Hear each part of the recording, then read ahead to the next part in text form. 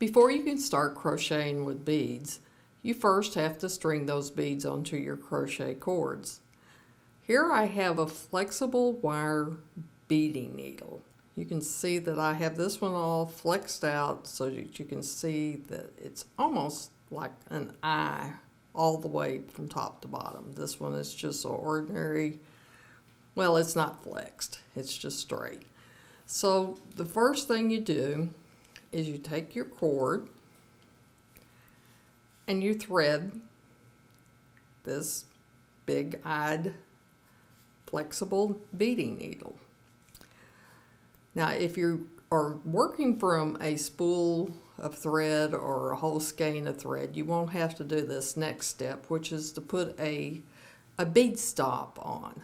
A bead stop is just what it sounds like. It stops your beads from sliding off the end of the cord.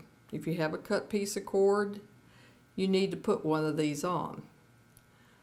So once you've threaded this bead, and it can be the same type of bead that you're going to use, or it can just be a different one. I'm using a different one so that I know when I've reached the end of all the pattern beads that I'm going to be using. You just put it onto your cord and move it down to the end like this.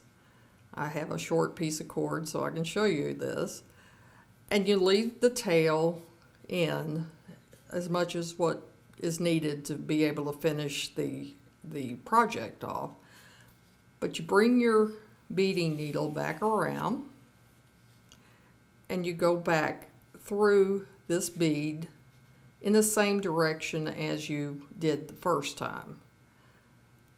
And this makes a stop, a barrier that the beads won't go past.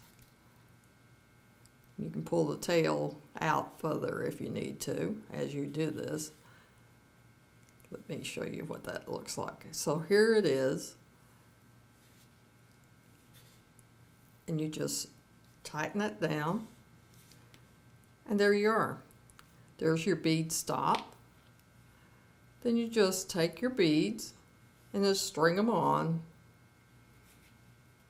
as many as needed for your project. And that's how you string beads and pearls onto a cord.